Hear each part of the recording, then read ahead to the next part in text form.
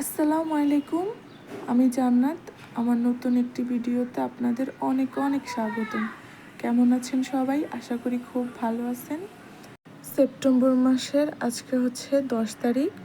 তো শীত আসবে আসবে, বাজারে যেহেতু শীতের সবজি চলে আসছে, তো আমার হাজব্যান্ড হচ্ছে শীত না আসার আগেই শীতের সবজি নিয়ে আসছে।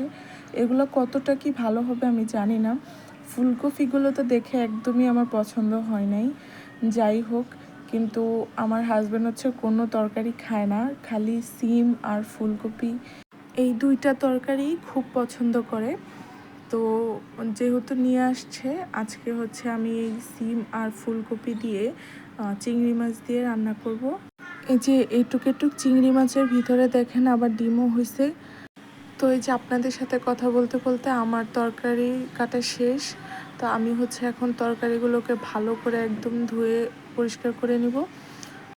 তরকারিটা আর মাছটা ভালো করে ধুয়ে পরিষ্কার করে নিয়েছি। তো আমি হচ্ছে 3 টুকরা শিং মাছ নিয়েছি সাথে, কারণ আমার মেয়ে আছে ছোট, তো ও হচ্ছে চিংড়ি মাছগুলো খেতে পারবে না, ছোট ছোট তো, তাই তার জন্য আমি সাথে 3 টুকরা শিং মাছ দিয়ে দিলাম।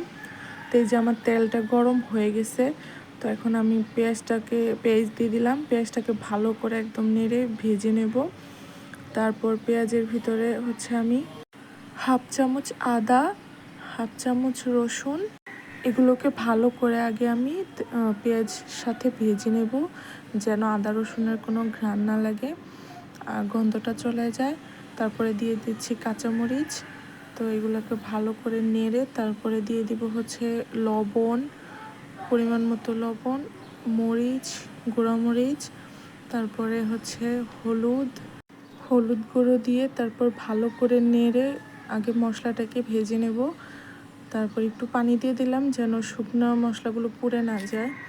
এই যে সিম চলে আসছে, এখন হচ্ছে আমার বাসা প্রতিদিনই সিম নিয়ে আসবে। যখনই বলবো কাঁচা বাজার শেষ হয়ে গেছে তুমি নিয়ে আসো, তখনই বাজারে গেলে সব সময় সিম নিয়ে আসবে। সিমটা হচ্ছে আমার হাজব্যান্ডের খুবই পছন্দের একটা তরকারি। আর সিম ছাড়াও খায় হচ্ছে যে পটল, ভেজে দিলে খায়, আর ও তরকারি রান্না করলে কোনো তরকারিই খায় না। তো সিমটা হচ্ছে যা বড় মাছ দিয়ে রান্না করলে খুব মজা হয়, রুই মাছ, কাতলা মাছ এগুলো দিয়ে, কিন্তু আমি আজকে চিংড়ি মাছ দিয়ে রান্না করব। আমি সবসময় চিংড়ি মাছ দিয়ে রান্না করি। আমার হাজব্যান্ড তরকারি যেমন সিম খায়, তেমন মাছ হিসাবে খালি রুই মাছ, চিংড়ি মাছ এগুলোই খায়।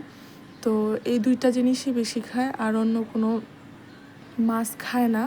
তো এই যে আমি হচ্ছে মাছটা ভালো করে একদম কষায় তারপরে সিমটা দিয়ে দিলাম এর উপরে।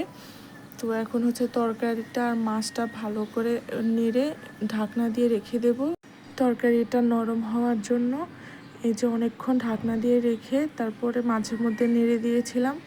এখন হচ্ছে তরকারিটা একদম সফট হয়ে গেছে, 80% সিদ্ধ হয়ে গেছে। তো আমি হচ্ছে পরিমাণ মতো এখন পানি দিয়ে ঢেকে চুলার আঁচটা বাড়িয়ে রেখে দেব। তো সিম তরকারি বেশিরভাগই চিংড়ি মাছ দিয়ে রান্না করি, তো খুবই মজা লাগে খেতে। আপনারাও বাসায় ট্রাই করবেন, খুব ভালো লাগবে খেতে। তরকারি তো হয়ে এসছে, টমেটো দিয়ে আমি হচ্ছে এখন ঢেকে রেখে দেব। আমার রান্না হচ্ছে কমপ্লিট। তো সবাই ভালো থাকবেন, সুস্থ থাকবেন। আল্লাহ হাফেজ।